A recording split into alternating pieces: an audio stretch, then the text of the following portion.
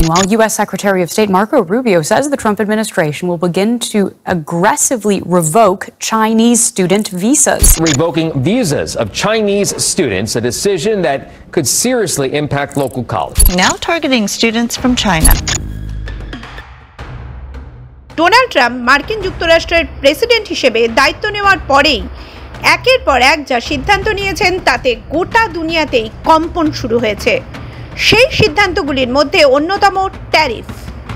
জানা গিয়েছে চীন, ভারত, কম্বোডিয়া সহ একাধিক দেশের ওপর তিনি ট্যারিফ চাপিয়ে ইঙ্গিত দিয়েছিলেন ঠিক কি করতে পারেন।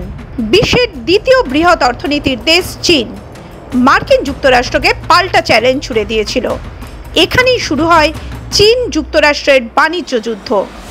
বিশ্বের বৃহৎ দুই অর্থনীতির দেশের সম্মুখ সমরে রক্তাক্ত হয়েছে দুপক্ষই, কিন্তু সবচেয়ে বেশি ক্ষতিগ্রস্ত হয়েছে চীন।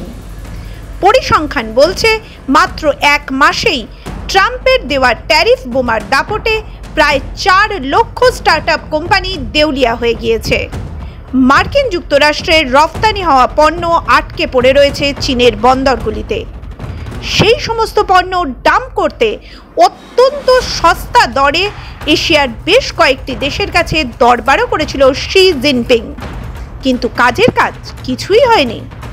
ট্যারিফ বোমার ঘা শুকোনোর আগেই মার্কিন প্রেসিডেন্ট ডোনাল্ড ট্রাম্প আরও একটি বড় আঘাত করেছে চীনকে, যদিও সেই আঘাতের ঝটকা কিছুটা হলেও খেতে হচ্ছে মার্কিন যুক্তরাষ্ট্রকেও।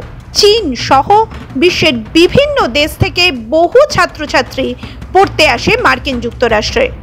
পরিসংখ্যান বলছে 2023-24 সালে 44 বিলিয়ন মার্কিন ডলার আয় করেছে মার্কিন যুক্তরাষ্ট্রের কলেজ বিশ্ববিদ্যালয়গুলি।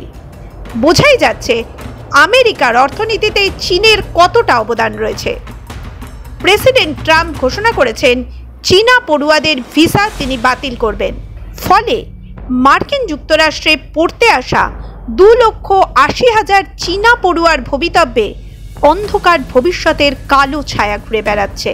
ট্রাম্প কেন আক্রমণাত্মক? ডোনাল্ড ট্রাম্প নিজেই বলেছেন তিনি আক্রমণাত্মকভাবেই চীনা পড়ুয়াদের ওপর এই নীতি নিতে চলেছেন।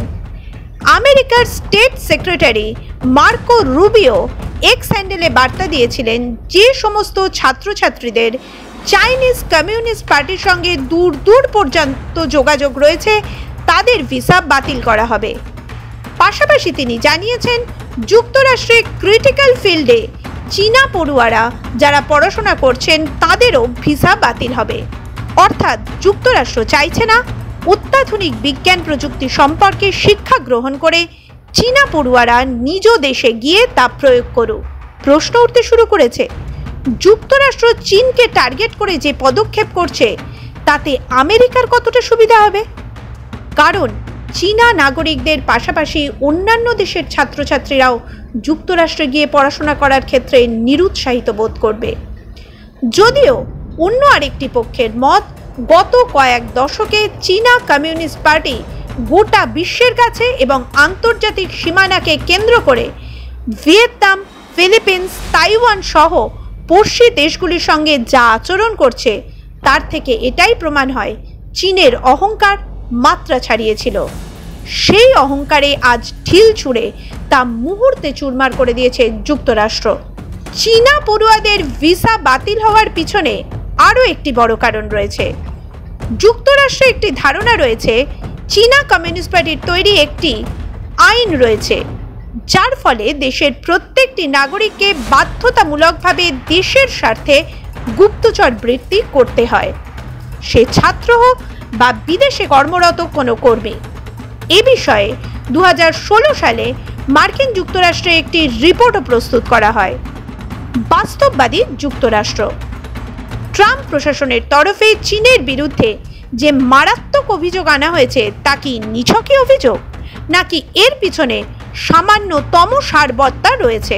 সংবাদ মাধ্যমের রিপোর্ট বলছে বিদেশে কর্মরত চীনা নাগরিকদের গুপ্তচর বৃত্তি চীনা কমিউনিস্ট পার্টির একটি গোপন কর্মকাণ্ড, আর এই বিষয়টি আরও প্রবলভাবে কার্যকর করা হয়েছে শি জিনপিং এর আমলে। সংবাদ মাধ্যমের রিপোর্ট বলছে 110টি দেশে গোপনে চীন পুলিশ স্টেশন চালাচ্ছে। প্রমাণ না মিললেও বিদেশি সংবাদ মাধ্যমের দাবি, বাংলাদেশেও এমন চীনা পুলিশ স্টেশন রয়েছে। প্রশ্ন জাগতেই পারে, চীন বিদেশের মাটিতে এমন গোপনে পুলিশ স্টেশন চালাতে যাবে কেন? আসুন জেনে নিই এর পিছনে চীনা কমিউনিস্ট পার্টির মোটিভ ঠিক কি। আমরা সবাই জানি চীনের বেল্ট অ্যান্ড রোড নামক প্রকল্প বেশ কিছু দেশে চলছে। সেই সমস্ত প্রকল্পে অধিকাংশ চীনা নাগরিকরাই কাজ করছে। তারা যদি কোনো দুর্নীতিতে জড়িয়ে পড়ে বা দেশের স্বার্থের বাইরে যায় এমন কাজ করে থাকে, তাদের সঙ্গে সঙ্গে গ্রেফতার করে দেশে ফেরত পাঠানো হয়, যাতে বিচার চালানো যায়। আবার চীনে কোনো রাষ্ট্রদ্রোহ বা দুর্নীতি করে বিদেশে গা ঢাকা দিলেও তাদের পাকড়াও করতে গোপনে কাজ করে এই পুলিশ স্টেশনগুলি। এছাড়া গুপ্তচর বৃত্তি তো রয়েছে।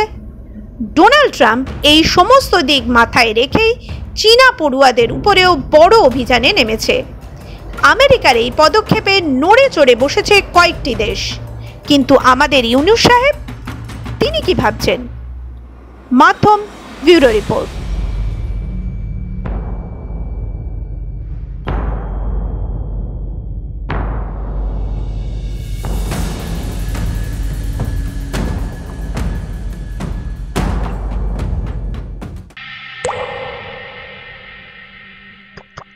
You